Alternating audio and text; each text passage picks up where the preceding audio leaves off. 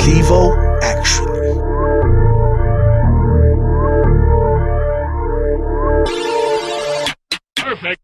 We from the dirty north. We from the dirty north. We from the dirty north. We from the dirty north. North side getting paid. North side 8 day. North side getting paid. North side 8 day. We from the dirty north. We from the dirty north. We from the dirty north. We from the dirty north. North side getting paid. North side 8 day. North side getting paid. North side 8 day. Yo, it's Clevo Actually, episode 20. Welcome back. Today, I'm joined by someone you might have heard a voice through the airwaves on that internet radio vibes. I'm joined by Itumeleng KgosiGadi Banda. And what we're going to be doing today, we're going to be taking you through her journey and how she started off coming up as a youth from Alexandra to where she is right now, hosting the Feminine Touch on Massivmetro. Itumeleng, welcome. Thanks for having me. I love how you said this post. You're like, Itumeleng KgosiGadi Banda. You know, I just wanted to place emphasis on who you are and how you view yourself, because the KgosiGadi part is very important. Yeah. I think to me, it's vital. For sure. So, where does this mentality of being KgosiGadi come from? So I grew up as my mother's last born, right? Sure. And there was this audition that I went to, and I had to come up with an AKA, and I didn't have an AKA. Yeah. Obviously, I thought of my mixed name, which was Too Short to Kiss. Sure. And my name, growing up, they called Yeah. Growing up, they called me Tumi, right? Tumi. But Okay. I didn't want that because I was already in varsity at the time. Yeah. And I just didn't know what to say. And then I remembered that my mother's last born at home, I'm treated like an egg. Wow. Clearly, I'm a princess. And it just fit in with my name. So it sounds like it's my middle name. Yeah. So that's how the KgosiGadi came about. It's dope. I like it. It's so representative of how you see yourself as a queen, as someone who commands spaces. You know, speaking about spaces, let's take a short journey through how you found yourself in radio back in LXFM. So what happened was, in high school, right? I used to MC all the events that they had. Okay. And then, MCing all of those events, I was like, okay, I think I really like this space. Yeah. Did public speaking, was pretty good at that. And then my friend was like, dude, you've got a very cool voice. Sure. And I was like, oh, okay, so I should try radio. I was like, how the hell do I start? So he would take his phone and we'd record radio shows on his phone. Wow, right? from the beginning. Yeah, like we did none of that, Yeah. So we did that, and then when I was in matric, I was like, okay, let's get into this radio thing. So what I did then was I went to Alex FM, and I was like, guys, whatever it is that I can do, I really just want to get onto radio. And they kicked me out. They were like, when we want people to come and audition, we say it on the radios, you can't just walk in. And I left it. And when I was writing my final exams, then I got a call. And they're like, are you still interested? I was like, yeah. They're like, okay, you must come through. So I came through, and they said they were looking for newsreaders. So I did that. So that lady was training me.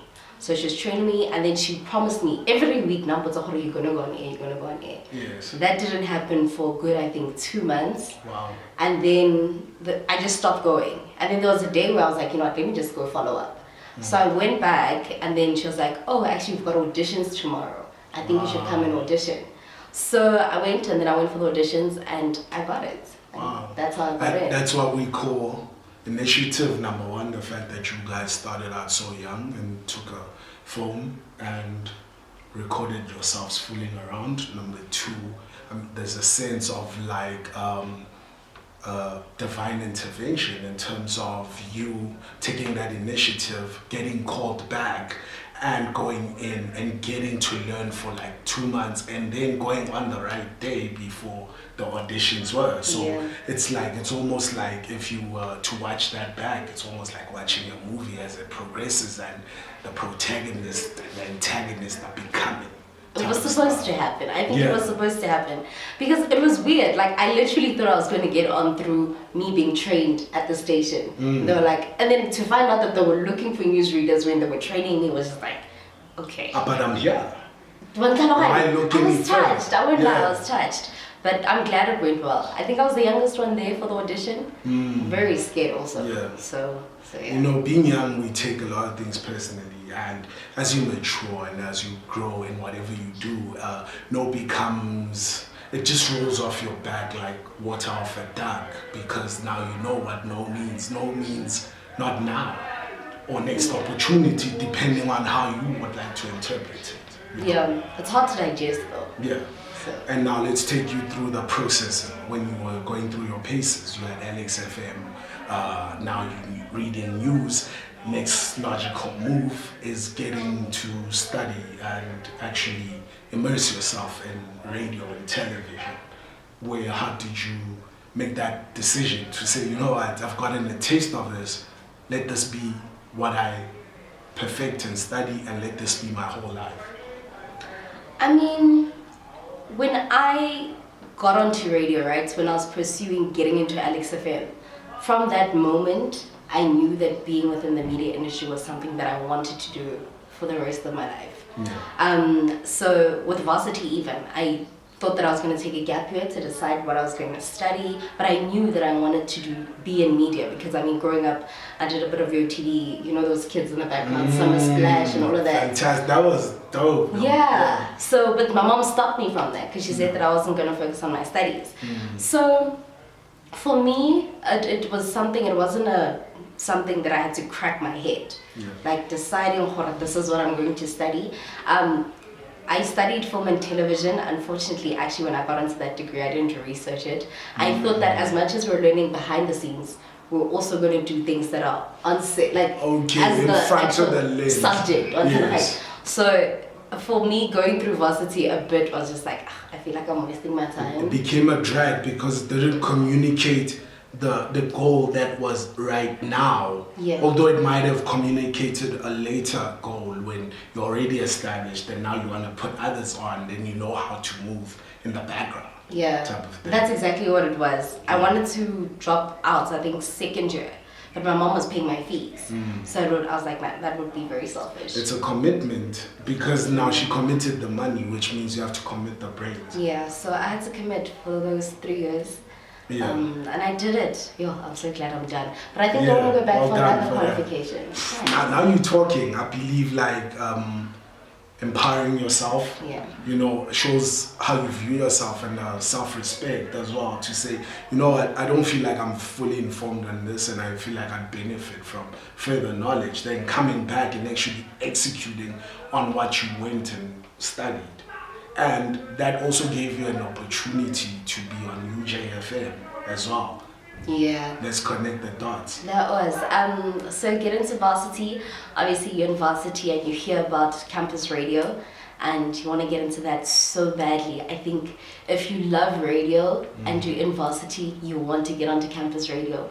But it's so hard to get in because the people who work there are people who have already graduated. So they like already been there as a student and moved in and solidified themselves. Basically, it's like they run the show. So who are these new kids? It was hectic. Like you talk to this person, you say talk to this person. So what I did was I attended the auditions. I feel like I've been auditioning. So I attended the auditions and luckily I got chosen. And that went well. And then when we were being taught the desk and everything, Melody Mia actually left. Okay. He was doing Drive at the time. So when he left, they called me to come and do Drive. But I had never hosted my own show before. So I was like, that's like going from just asking for a slice of the pizza to getting the whole thing. So I was like, that's too big. It's intimidating. I really didn't want to drown myself, and I think also I wasn't that confident within my abilities. So what I did, at least I spoke to them and we compromised, and they were like, okay, do sports. And I was like, I know nothing about sports, I'm not doing sports. And they were like, how? I was like, I'll do news. Yeah. So they took the newsreader, who was Pumzile, they put her as the driver, and then I was the newsreader. Okay. That's how I got onto UJFM. So I did that, and then I worked on the Ego Trip with Gamuji, just alternate between the shows. And then I was given my own show, UJFM Top 30 on Saturdays. That was my baby. I really enjoyed it. I really enjoyed it. But the thing is, when I got the UJ opportunity, that's when Massive was also in the picture. Oh, okay. So it's like things are overlapping now. Yeah. So what happened was I got called to Massive because they said they wanted a voiceover artist, right? Sharp. Go through to Massive, go do my voiceover. Can't do when I get there, it's a bulletin, a sports bulletin. So obviously I want a job, guys. Yeah. So make sure that you perfect that, did that. And I didn't think I'd get a call back. And then I got a call back and I started working at Massive while I was working at UJ. Whoa, talk about a balancing act. Yeah, and I was still in varsity at the time. Studying UJ Massivmetro. So that's how it played out. Thinking about that. So I had to sacrifice UJ during the week. I had to give up that, but luckily I had my show on the weekends. And then I was underneath Mutsi Mohono. Love her to bits. She threw me into sports, and that's how we got to be doing sports now. So talk about you now and this Massivmetro gig and how you're navigating the sports world and actually becoming a voice of like authority when it comes to everything sports, especially from a female perspective, since we're celebrating the Women's Month. Listen, I was just talking about Massive and sports. When I started, it was literally throwing me into a pool and I didn't know how to swim. That's exactly what it was, because I didn't really care about sports. Sure. But at the time, my mentor was like, you're going to learn, you're going to do this, you'll kill it, right? That's it. Obviously, it was a learning experience every single day, got into that. And then while you start doing something and you invest your time into it, that's when you actually develop a love for it and you get better at it as well. Right? Progressively. So obviously my progress there went well, moving between the shows. And then after that, find myself doing the show that I do now. And because of the show that I do now, I think it means so much to me that I'm doing it than when it was being done by other people. And I understand the existence of that show.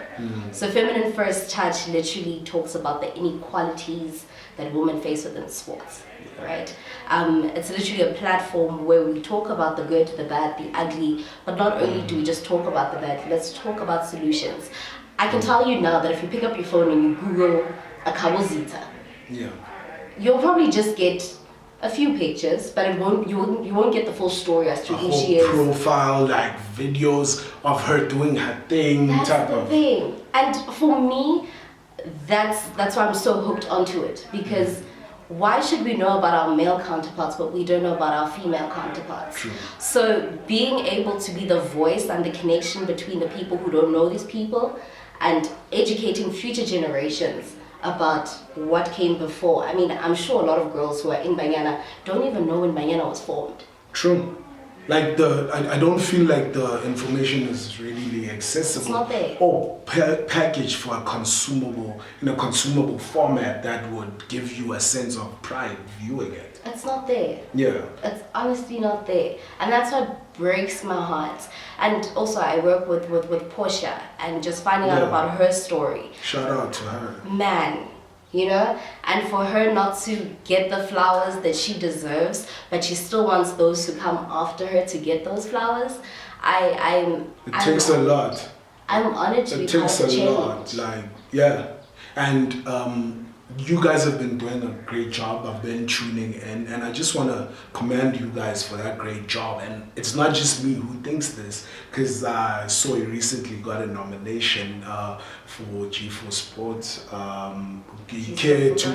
GSport for girls rather. And how has that been, and what does this mean to you, and how does it now change the trajectory of the things you're advocating for and where you see yourself going? Honestly, the GSport for Girls thing was a surprise. I mean, I've been in the space since 2018, so it's been 2 years. didn't nominate myself. First of all, let's start there, because you nominate yourself. That's big. And just the magnitude of the women who are on that list, because at first there was a big list. Yes. So they cut down that list. The women who were there, I literally thought I did not have a chance of being on the short list. Yeah. Then wake up one day, get a call, someone is screaming, did you see what? You're a finalist for the GSport for Girls Awards. I literally was shaking. Wow, it's big. Literally was shaking. And then I look who I'm up against. It's national broadcasters. Yeah. And here I am. I was just like, what prank is God pulling? Yeah. Like, because it seems like looking at your journey, he's been pulling a lot of strings. He's been pulling through. That's my nigga. Straight up? That I swear, literally everything. He's been there through my loves, my tears, literally everything. And guys. So notice who I'm with, and I was just like, snap. And I literally had to take a minute to digest it. I don't think I posted it the first day. No. I don't think I posted on the day that I found out. It just didn't seem real. But I think the biggest thing when I called my mom, she was like, you just need to thank God for this one. You really need to pray. Yeah. But going back to what you asked me, this literally shows that the work that I'm putting in is obviously being seen, it's being heard, it's paying off. And now it means that we need to speak even more louder because we are being heard.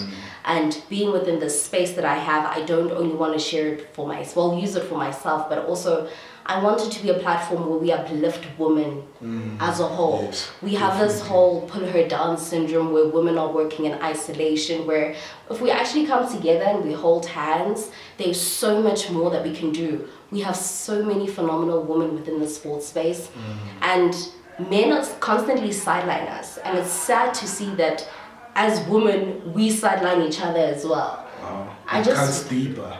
It does. It does. Like literally what happens is we advocate for something when we like this, and then once I turn my back, it's like, no. One can. Yeah. So for me, I don't wanna. I want to be part of the change, even if it doesn't benefit me. Let it benefit girls who are coming after generation. Yeah, and I refuse to leave the platform or the space that I'm within without making a change. Yeah, and surely you're on the right track if you're getting like that recognition. And I always have these conversations with Marcel, and she's always trying to help me understand how women are viewed in sports. And in my mind, obviously, naively so, I'm not that deep within the sports game. But she is, and I always give time to better understand. And she states that, look, if men buy into what women are trying to do as well and view it in the same light, that's the only time it can be successful. Yeah. So out in Alex, we have the Maimani Period Games for men. Where are the Maimani Period Games for women? I mean, the women do participate. Yeah. We do have a few teams that do come through and participate. It's just obviously it's not the reception, as many. The reception also is not on the... They'll get the ladies to play in the morning. There's no prime spot reserved for... Instead of having those games both prime, same time, let's go type of thing. True. But you've got to give it to my money for actually taking initiative and including the women. How many tournaments do we have that do not include the women? Yeah. How many tournaments do we have? And I think what people need to understand, because a lot of people, when I ask them, why don't you support women's football? Why don't you support women's cricket, women's rugby? It's always said that that's boring. There's no such. There's no such. Yeah. It's the way in which you view it. Normally, like even small things that people say that you throw like a girl. It's a mindset. It's a mindset. And it can easily be shifted when you're open-minded. True, but also what they need to understand, and I think this also goes back to the people who have authority within these sporting codes, is that women's football, women's rugby, women's cricket needs to be packaged as a brand on its own. It needs to be branded right. It needs to be branded. It needs right to be sold right. Exactly. The amount of millions being invested in PSL leagues for men needs to flow the same within the women's league as well. It really is. And I love that she spoke about the women's league, because within the women's league that we have within South Africa, the one that just started, the national league that we have, I feel like, yes, it's been started, which is great, which is something that generations that came before us have been fighting to have. But we've got this notion as South Africans, and I don't know where it comes from, that like, it doesn't matter. Whereas, don't just start. And I'm an advocate for just start, but have a solid foundation when you do start, so that let the intention be clear. You can't start it like Izopela 2 months down the line. Start it to show them that this is forever, and the moves you make at the start will indicate. Exactly. That's exactly what it is. That's what we need. That's exactly what it is. Because you look at the women's league now, and it's just like, okay, we've started it. Sharp. Who knows? Corona came. Who knows about it, even though it started? We have one sponsor, which was Safa, right? Safa, okay. They're the only people on board. Wow. But was there a plan? I don't think there was a clear plan. Was it communicated to other sponsors the way it's supposed to, and the rollouts? Those are things we need to interrogate. If we definitely want to see these things succeed, let us know who's in charge. Let us ask the relevant questions. We have tools now that allow us to directly reach people who we couldn't reach before. And ask the relevant questions. Hey, Kazi, where the sponsors at?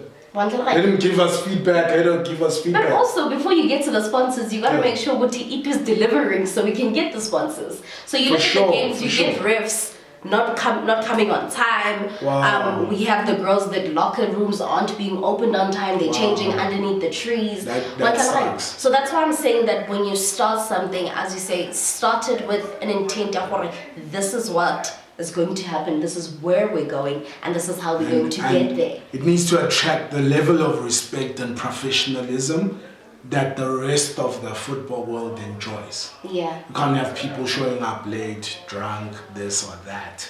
They need to take it as seriously as if they were being told Sundowns is playing with Chiefs. Everyone's there on time, the grass is cut, everything is tip-top shape. We need it on TV whenever it happens.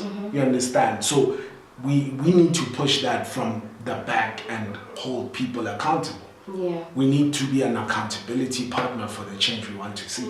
Because if we take a back seat, sit down, type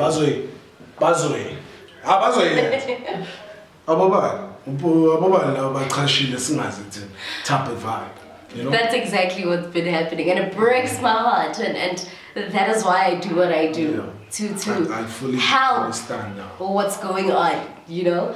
It's 2020, guys. We can't have women still going through what women in 1994 or before that went through. It doesn't make sense. It can't.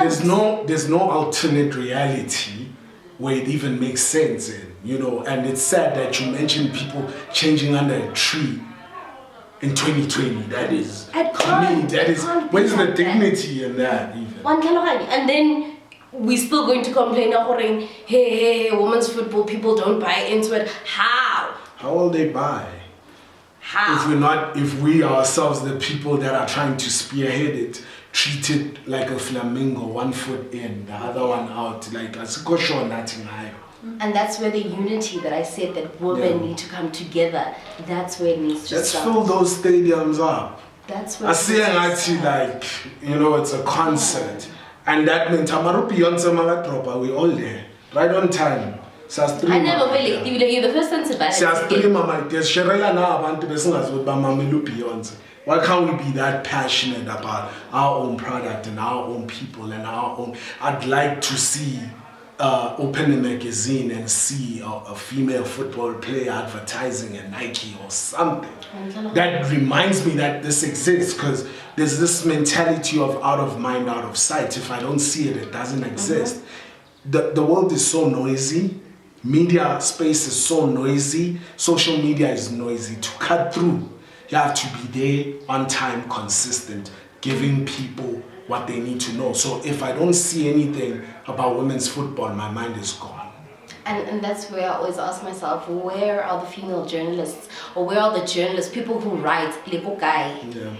Where are you? Because we need them. The support is lacking. We need them. I mean, the least that I can do for one as a broadcaster is talk about the challenges. When I read the sports on the breakfast show, I can make sure that within every bulletin, I have a female story. Yeah. I can do that, but I can't do it on my own. You cannot. You need buy-in from the people, same people you're trying to help, and people that share the vision for women. It's Women's Month, and all people are doing is posting Happy Women's Month. Senza, nigga.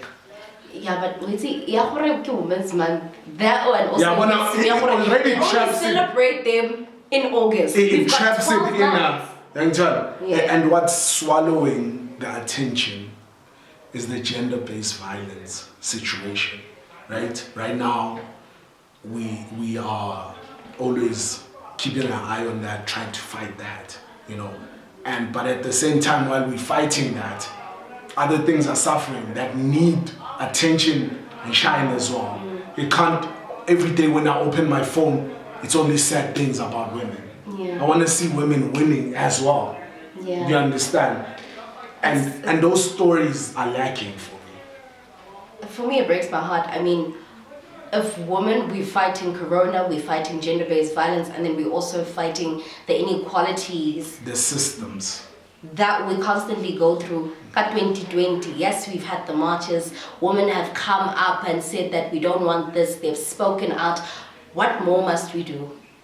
What more needs to happen? I was challenged a while back by this other friend of mine, female friend of mine, said, you have a platform, you have a voice, you're a guy, you seem to have a good head on your shoulders. What's the issue? Can you just do an episode and find out why are these things still persisting? Where are the gaps? What is it a knowledge gap? Are these men doing what they're doing because what is the root cause so we can resolve this and move on? Because surely, Itumeleng, how was it like being a young girl growing up in Alexandra? I mean, growing up in Alex was a roller coaster. Sometimes I look at where I am now. If you asked me this 5-10 years ago, I wouldn't think I am where I am. Yeah. So what happened was I wasn't born in Alex. Okay. So when I was born, my mom was working for some other white family, the Holly family, and we were living in Rivonia. So that family literally took me as their kid. Yeah. So I grew up soft life. Yeah. and then they decided to relocate to Australia. And then now I need to now connect with my family and move to Alex. Yes. How old were you at this point? I was I in grade 1, grade 2, 6 or 7, 8? Very young still. Yeah. But that's not how I grew up. Yeah. So it's a mind shift. Yeah. It's a mindset shift. Huge. Because now you used to bathing, showering. Spaces, right? Yeah. Having space. I remember I literally would sit in the Vascom in the morning to go to school, and my mom would bath me. Yeah. Because I didn't know what to do. I'd just sit there and sleep. Because for me, as a kid, you don't understand why am I here? How long feels are we like a staying dream. here? Yeah, how long are we staying here? When are we going back to having our normal lives back? And it took a lot. And then I just grew up and I had older friends. I had girls who were really older than me. Not that I didn't play with girls who were my age. I did. But I guess you needed more guidance because you weren't from that setup. Yeah, I wouldn't even say that I needed more guidance. I think my childhood, I'm glad I made it out of that. Literally, like, I don't think I was a kid enough. Okay. If you get what I'm saying. Enough for me to say that, listen, I had a dope childhood. Like, even at 16, nekile feli gedlala. Yeah. At 16, nekile ausi. Already you were so determined and had a view where you're trying to get to. Yeah, I knew that the things would get better, Yeah. But it didn't make sense to me as to why I was thinking in this way and why people who are my age were thinking in another way. Like I didn't understand. There was a disconnect. Yeah, so I didn't. The girls that I did play with when I would play, they'd normally say no, why bona, you know. There's a lot of that happens in the township. Yeah. When you are different, there's always judgment attached to that. And when you seem like you have a sense of self also, people are intimidated by that because they can't interpret that intimidation. It always transfers into animosity. Yeah. That's the views. But you see, I didn't understand that at that age. Yeah. And yeah, man, but apart from that, I grew up like any other child. So cleaner. I just didn't party. I still don't. I'm yet to party. Your scene is not your scene. I think being confident enough, knowing, okay, I can try things out, but what doesn't work for me doesn't work for me. Yeah, I don't know. I actually don't have a reason as to why I don't party. It's just but lockdown natural. came and I was like, guys, what if we stay here forever?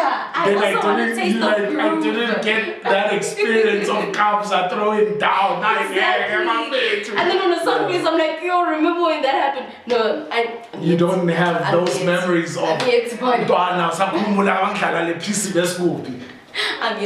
I promised myself that I'm going to party. But I think I was just too focused in getting my things together. And that served you. And the fear of just staying in Alex forever, I think even now it still haunts me. It drives you. Yeah. You know, different things drive us. Yeah. You know, sometimes it's wanting to see our families in better places. Sometimes it's just wanting us to be the ones that actually brought forward a change, wanting to be the ones that pave the way for our younger siblings or our cousins or whoever else that is in our family, even our friends, to show them what, guys, if we focus, we pull together, we can definitely change our circumstances. A lot. Yeah. A lot. So never feel like you were weird for that. There's kids like who get chastised for being authentic to who they are and what they want to do. And when it works out, it's always like, oh, but my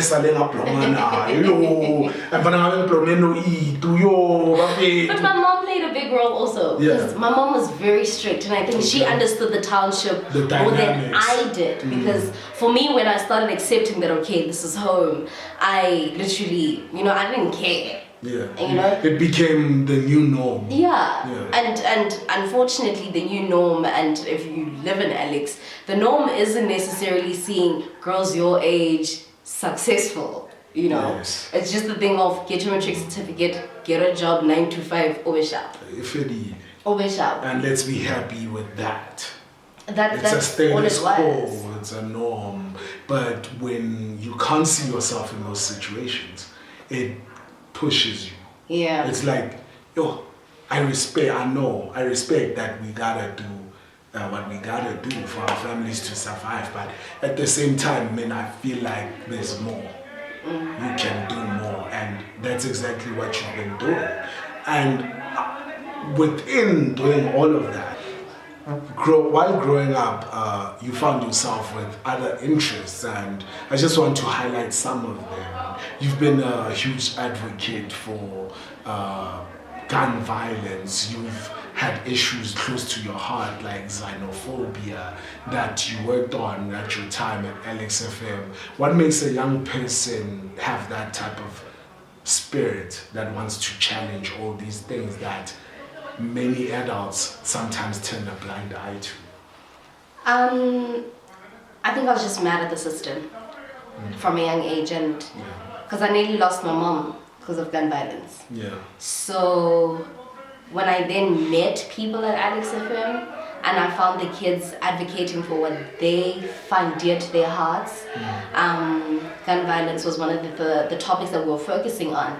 And just doing that topic, I understood that I had so much anger within me, and I didn't understand why the system operates in the way that it operates, because it has a daunting effect, and I don't want to be myself as well, making someone else a victim because I want to just heal myself because of what happened. So you're probably wondering what happened to my mom. So what happened was we had a break-in and these guys just came in and they tied us up and all of that. So my mom was hit over the head with a gun and she passed out. Like my mom stayed in hospital for quite some time. But it was bad, but like even talking to you now, I'm 22 now. That happened when I was like, what, 5? Wow, 6? so young to experience something like that, so traumatic. So, but I still remember it like it was yesterday. And I just didn't understand why. And it got me to understand that actually people think that they can be in charge of other people's lives and dictate when they are going to die. You walk around, if you're not happy with something, you shoot people.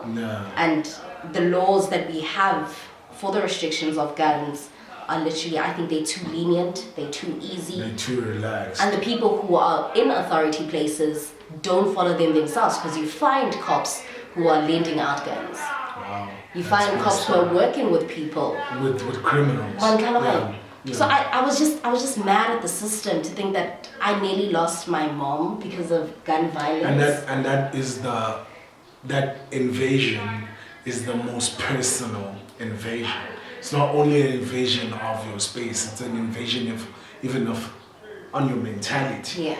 And that's why I think you feel this way about getting out of Alex has been such a point to you, because you've seen the type of ills that it can produce. Yeah, a lot. I mean, I've also had neighbors who are foreigners, people. Yeah. You know, I don't even think we should classify them as foreigners. Yeah. As Africans, people. just like us. They're people. They're human. Yeah. And for them to not live a free life because they're just not from South Africa, that broke me. Like what happened to the spirit of us just acknowledging and understanding that we're people. When you hear stories from our grands and generations before us, there was none of this nonsense that's going on now. People were embracing each other when South Africa was falling on tough times with the apartheid regime. That's why we had exiles. We had other people in other countries embrace us. I feel like what drives this animosity is not having foresight, but living for now and trying to protect the little that you have, instead of having a spirit of abundance and knowing that we can always multiply this. It's abundant. Like if we put our heads together, no matter where you're from, we can create and make this place even more beautiful. That's exactly what it is. So just going back, that's what happened. So and also that's how the xenophobia stuff also comes in. And also because my surname is from Malawi. My great-grandfather is from Malawi, you know? And at the time when xenophobia was huge, when you'd say your surname, if they ask your name, it's like, are you South African? Like, whether I'm South African or not, guy. Like, I am African, I am a person. You get teased. I mean, my father's Tonga, but my father speaks fluent Setswana, because back then, people who are Tonga and Shangaan were made to feel as if they've made them to feel inferior or something. There's something wrong with them because they speak a specific language, which to me still breaks me. I mean, how are we going to carry on and own what is ours? I feel like the African diaspora and how things were plotted and how the black spirit was broken into so many. We're dealing with shattered pieces. A lot. The Tsongas are a piece. The Zulus are a piece. The Xhosas are a piece. And it's hard to put together a vase that's broken into so many pieces back together. It's not even, it even transcends South Africa. Putting back, we are shattered pieces of a shattered piece. Africa shattered. And South Africa is a piece. And that piece shattered again. That's why we're finding it so hard to reconnect. We can't reconnect with ourselves. How we expecting to reconnect with our African brothers? That's deep. But that's what we need to find healing from. We need to be that super glue That's it. But it needs to start within ourselves as individuals. Yes. When you hear a Tsonga person speak, you need to interrogate that spirit in you that makes you go, hey, man. Like, why should you even have that spirit? Yeah. You know, when they speak, if there's something that you don't understand, you let them know. What does that mean? Angezwa. I don't know what you say. Can we try and teach each But other? also in the way in which we communicate as people. That's very important. Communication is key. To a The lot way of in which things. we do it Yeah. is so that's where the whole activism comes in. Yeah. And what was this video that you short video that got you noticed all the way to San Francisco? So that video actually close to my heart. I remember doing it and I was in tears. It was based on gun violence. Now I've experienced gun violence, and now I need to go speak to a family that has been broken by gun violence. Wow. So it was just a lot for me, but I did it, and I'm grateful that I did it because the message came across and it was heard. Yeah. Fantastic. So that's exactly what it was. We're sharing the story of a child called Monica. She was part of our Bigger Than Life team, and her father was in the taxi business, and her father was killed. You know, That's bad. her father was shot, and the effects that it's left on her mother, that is left on the family, literally, thinking about it now, Yeah. it's terrible. It's terrible. So just taking a stand up against gun violence was a need. I found that it was a need because it's not only my family, it's not only Monica's family, but how many other families are going to be affected by the same problem. Because we hear gunshots all the time and it's just like, it's a norm. And you move on, you sip your It tea. shouldn't be like that. It's so normalized and we're so desensitized that you could literally see it happen, and you're like, yo, as long as I'm fine, Yeah. it could be you in the time, and you would wish that you had taken a stance against that, so you wouldn't have found yourself in that situation.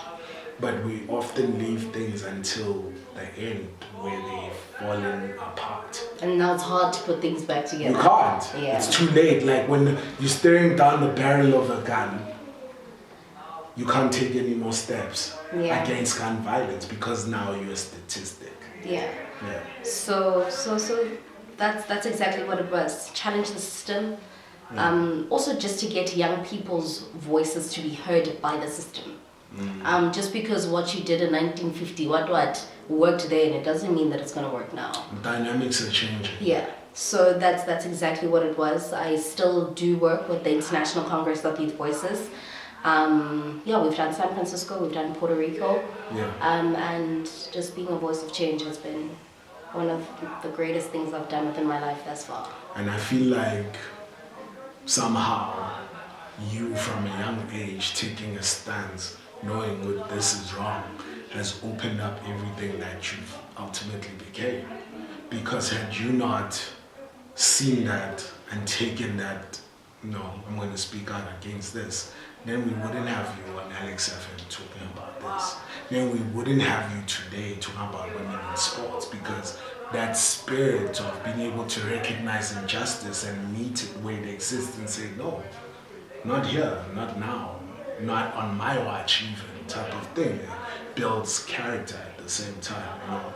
So I commend you on taking that adversity and turning it into something, a force for change. Yeah. Even. No, it has to.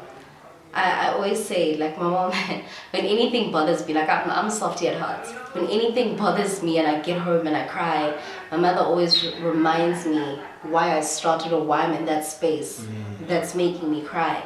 And she always says to me that you had said that you want to leave your marks within everything that you do. And that's just what I try and do. Wherever it is that I pass, let's just leave it better for the next person. And God bless her, and bless all the people in our lives that keep reminding us, that keep us going, because it's very important to have buy-in from the people who care about us and reinforcement as well. And I just want you now to take this time to like speak to what the future holds for you and what you want to see come to pass. Because I don't want to quote you. I know what I can quote you and what you said. What did you find? What did you find? You said What did you find? you're on your way to becoming one of the best television and radio personalities out of South Africa.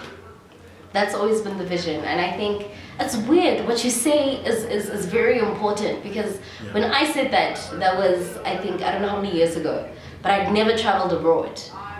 And now I literally find myself working with people who aren't even in South Africa. And I think that's always been the image, to be a voice, a broadcaster. I mean, being a broadcaster is being a voice, because that's what I use my platforms for. Being a voice that represents, not only within the country, but also internationally. I feel like as South Africans, we've got phenomenal stories that need to be heard. True. We need to own our own stories, and I want us to tell them ourselves. True. And it's voices like yours that will knock on those doors and carry us forward, and I appreciate you for taking time out to come and sit down with me and share your story. There's so many hopeful youth that we have, and I pray that this reaches them, and in a timely fashion even, that they're inspired by it, and that we can pass them the baton and say, look guys, we've carried it thus far. It's now up to you to like take it even further. There's no limit. Literally, there's no limit in anything. I don't think I've started. Yeah. So you're just laying a foundation. I'm still looking for my shoes. I don't think I've started. But I'm grateful for the steps that I've taken thus far. So many more that lie ahead. It excites me when I think of it. But I just want young girls to know their worth, find what it is that you stand for, and be unapologetic about that. It doesn't only go for girls only, but also for guys, because what we tend to forget as people and as women, I think sometimes, is that men also have things that they go through, and sometimes it's more or less the same. We all learn this together, so there's no reason we need to like harm each other in the process. I think it's better to build each other and lift up our crowns and be like, let's take back Africa. Yeah. The time is now. That's it. If not now, then when? It might never come. Yeah. So thank you, Itumeleng, for making that time. It's been episode 20 of Clevo actually. Itumeleng, just let them know where they can find you as well. So on social media, on Twitter, it's Itumeleng _B, Itumeleng with the double I. So it's ITUMELENG _B. On Twitter, it's Itumeleng Banda. On Facebook, I need to create a page because that page is full. It's in the same chat to me, Banda. And you can catch me on Massivmetro every single Tuesdays, Feminine First Touch. They make our football lovers, and we talk all things women's football. Thank you. Fantastic. Peace.